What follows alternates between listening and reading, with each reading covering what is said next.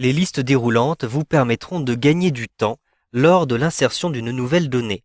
Créez vos propres menus déroulants afin de limiter les possibilités dans un champ particulier. Cela permettra aussi de limiter les fautes de frappe puisque les données seront sélectionnées au lieu d'être saisies.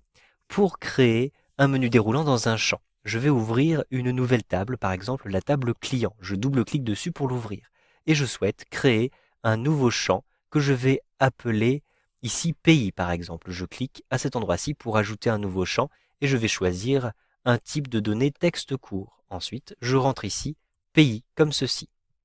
J'ai donc un nouveau champ qui s'appelle pays, vous le voyez. À l'intérieur de ces cases-ci, je souhaite avoir des menus déroulants pour choisir le pays qui m'intéresse.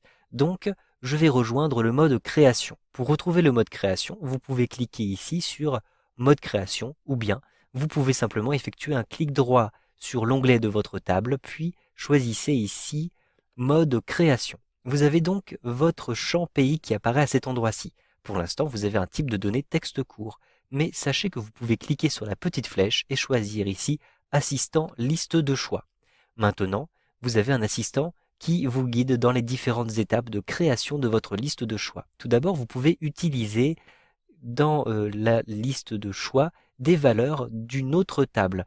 Vous pouvez aussi taper les valeurs souhaitées. Donc ici, je vais taper les valeurs souhaitées. Je coche la deuxième solution et je clique sur Suivant.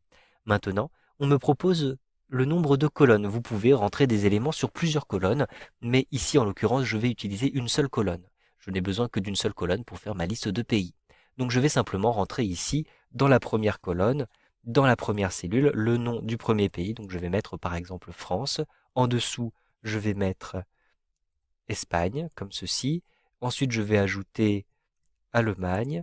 Et enfin, je vais indiquer ici Royaume-Uni, par exemple. Ensuite, je clique sur Suivant. J'ai ici l'étiquette que je peux utiliser pour mon champ liste de choix. Je vais conserver l'étiquette pays. Sachez que vous pouvez limiter les entrées au choix. Donc vous allez limiter à la liste. Vous allez donc empêcher l'utilisateur d'ajouter des choix qui ne se trouvent pas à l'intérieur de cette liste. Je vais cocher cette case-ci. Vous pouvez autoriser plusieurs valeurs. Donc par exemple, j'estime que mon client ne provient que d'un seul pays, donc je ne vais pas autoriser plusieurs valeurs. Je clique ici sur Terminer. J'ai donc maintenant, vous le voyez, en face de pays, un type de données texte court, et si je clique sur l'onglet Liste de choix, je me rends compte qu'il y a plusieurs contenus qui sont proposés. France, Espagne, Allemagne, Royaume-Uni. Il s'agit d'une liste de valeurs. Vous pouvez aussi indiquer le nombre de colonnes, modifier le nombre de colonnes à cet endroit-ci, et vous avez des options supplémentaires. Vous pouvez ou non limiter à la liste. Je vais conserver ici limiter à la liste. Je veux interdire à l'utilisateur le fait d'ajouter d'autres pays. Vous pouvez autoriser ou non plusieurs valeurs. Donc ici, pour l'instant, je n'autorise pas. Mais en réalité, je me dis que certains clients peuvent avoir une double nationalité, donc je vais cliquer sur oui pour autoriser plusieurs valeurs. Ensuite, je clique ici sur oui pour valider ce choix. Vous pouvez ou non autoriser les modifications. Je ne souhaite pas autoriser les modifications, donc je clique ici sur non. Comme ça, l'utilisateur ne pourra pas modifier les éléments de cette liste. Une fois que vous avez fait ces différents choix, sauvegardez votre table avec un clic droit ici, je choisis enregistrer. Et je vais basculer avec un clic droit ici vers le mode feuille de données.